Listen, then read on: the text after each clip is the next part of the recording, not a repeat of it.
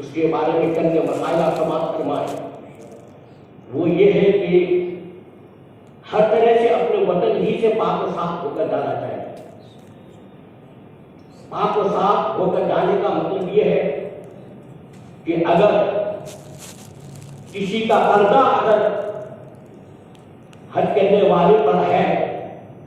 تو انہیں چاہیے کہ قرضہ کو ادا کر کے جائے، یا کسی کی امانت اگر ہے تو امانت والے کو امانت دے کر جائے۔ اگر کسی کا ناحق پیسہ ان کے گھر میں اگر ہے، ان کے پاس اگر ہے، تو ناحق جس کا پیسہ ہے اس کو پیسہ واپس کر دے دے۔ اگر وہ نہ ملے تو اگر وہ مل جائے پیسہ نہ دے سکے تو معافی دے دے۔ اگر وہ نہ ملے تو اتنا پیسہ فقیر کو صدقہ کر دے۔ فقیروں کو صدقہ کرنے اس سلسلے میں اپنے آپ کو پاک کرے۔ دوسرا مسئلہ یہ ہے کہ روزہ ہے، نماز ہے، زکوٰۃ ہے۔ نماز چھوٹ گئی ہے، اب تک ہم نے ادا نہیں کی، روزہ رہ گیا ہم نے ادا نہیں کیا، زکوٰۃ نہیں دے پائے ہیں اب تک، کچھ سالوں کی زکوٰۃ رہ گئی ہے۔ اس سلسلے میں یہی حکم ہے کہ وہ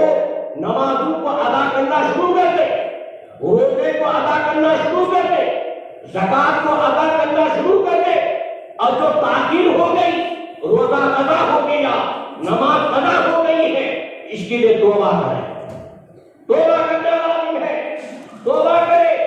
اور نمازوں کو ادا کرے، روزہ کو ادا کرے، زکوٰۃ کو ادا کرے، اور آنے والے زمانوں میں گناہ نہ کرنے کا پکا ارادہ کرے۔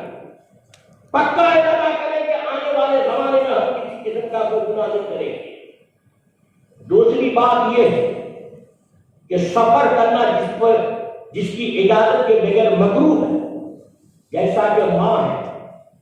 باپ ہے، شوہر ہے۔ شوہر کی اجازت کے بغیر عورت اگر جانا چاہے تو یہ کراہت ہے۔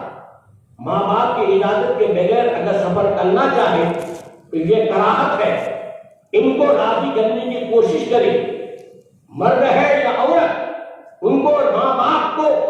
راضی کرنے کی کوشش کرے، ان سے اجازت لے کہ تاکہ وہ اپنے صدق دل سے ہمیں اجازت دے دے۔ دوسری بات یہ ہے کہ اگر کسی کا قرضہ اگر ان پر اگر ہے اور وہ اس وقت پیسہ دے نہیں سکتا ہے تو اس سے کہے کہ ہم حج کے لیے جا رہے ہیں، آپ ہم کو اجازت دے دیجیے، کیونکہ اتنا پیسہ میرے پاس ابھی نہیں ہے کہ میں آپ کو دے سکوں، مگر اجازت دے کر کے جائے تاکہ اس کو پتا چلے کہ ان کا پیسہ میرا پیسہ ان کے ذمہ ہے، مگر مجھ سے وہ اجازت لے کر کے گیا ہے، اجازت لے کر گیا ہے۔ آپ مان کے چلیے کہ اگر نہ ماں نے اجازت دی، نہ باپ نے اجازت دی، نہ شوہر نے اجازت دی، نہ قرضہ جس کا باقی ہے اس نے بھی اگر اجازت نہیں دی، مگر چونکہ یہ حج فرض ہے، کسی کی اجازت اگر نہیں اگر دی کسی نے تب بھی وہ حج کو چلا جائے، اس لیے کہ کسی کی اجازت پر یہ موقوف یہ حج نہیں رہے گا، کیونکہ یہ حج فرض ہے، یہ حج فرض ہے۔ اگر کوئی روکنے والا روکے تب بھی وہ نہ رکے، وہ سیدھے حج کو چلا جائے، حج کو چلا جائے۔ اور ایک مسئلہ یہ میں آپ سے بیان کروں جو عام ہے، اور یہ مسئلہ پوچھنے کی بھی لوگ آتے ہیں، عورت کس کے ساتھ حج کرنے کے لیے جا سکتی ہے؟ تو اس کی دو ہی صورت ہے، ایک ہے شوہر اور یہ کہ محرمات میں سے ہو۔ جیسا کہ شوہر تو ٹھیک ہے، شوہر ساتھ میں ہے تو مسئلہ کلیئر ہے۔ اگر شوہر اگر نہیں ہے تو ایسا آدمی ساتھ میں ہو جو بالغ ہو اور قابل اطمینان ہو، جس سے نکاح ہمیشہ ہمیشہ حرام ہے، ہمیشہ ہمیشہ حرام ہے، چاہے وہ بیٹا ہو، چاہے باپ ہو، چاہے پوتا ہو، یا اس قسم کا کوئی بھی، جس سے ہمیشہ کے لیے نکاح حرام ہے، اس کے ساتھ عورت حج کرنے کے لیے جا سکتی ہے۔ اگر نہ شوہر ہے نہ کوئی ایسا محرم ہے جس سے ہمیشہ کے لیے نکاح حرام ہے، ایسا آدمی عورت کو نہیں مل پا رہا ہے تو اس کو حج کرنے کی اجازت نہیں ہے، اجازت نہیں ہے۔ اگر وہ غیر محرم کے ساتھ عورت حج کرنے کے لیے جائے تو فرض تو اتر جائے گا، مگر ہر قدم پر اس کا وہ گنہگار ہوتی جائے گی، ہر قدم پر گنہگار ہوتی ہے۔ حج تو اتر جائے گا، حج فرض ہو جائے گا، لیکن ہر قدم پر گناہ لکھا جائے گا۔ اور ایک مسئلہ یہ سماعت فرمایا آپ کہ اگر حج کرنے جس پیسے سے حاجی جا رہے ہیں اس پیسے میں اگر شبہ آ کر ہے کہ یہ پیسہ ہو سکتا ہے کہ اس میں کچھ حرام مال تو نہیں مل گیا، ناجائز مال تو نہیں ملا ہوا ہے، اس مال میں ہم کو شبہ ہے، تو حکم یہ ہے کہ اس سارے پیسے کو جس میں شبہ ہے وہ پیسہ رکھ دے، دوسرے سے قرضہ لے کر حج کرنے کے لیے جائے اور اپنے پاس جو پیسہ ہے یہ پیسہ اس قرضہ کو ادا کر دے، مگر اس پیسے سے حج کرنا گناہ نہیں ہے۔ اور مال حرام سے اگر کسی نے حج کیا ہے تو اس کا حج تو ہو تو جائے گا مگر قبولیت کی امید نہیں ہے، قبولیت کی امید نہیں ہے۔ اور دوسری بات یہ ہے، عرض کرنا چاہوں گا کہ اتنا پیسہ زیادہ ساتھ میں لے جائے، ساتھ میں یہ تو حج کا پیسہ ہے ہی، اس کے علاوہ بھی اتنا زیادہ پیسہ ہونا چاہیے کہ جانے کے سمے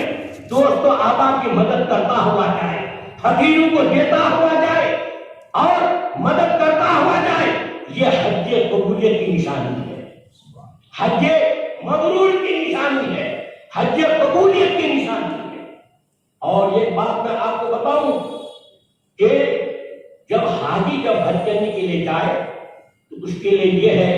کہ جتنے بھی حضرات اس کے ملنے والے ہیں اس سے ملنے کے لیے جائے، ملتے ہوئے جائے اور معذرت چاہے، اپنا قصور معاف کرائے کہ ہم سے جو غلطی ہو گئی آپ ہم کو معاف کر دیجئے۔ اب ان پر واجب ہوتا ہے کہ وہ معاف کر دے،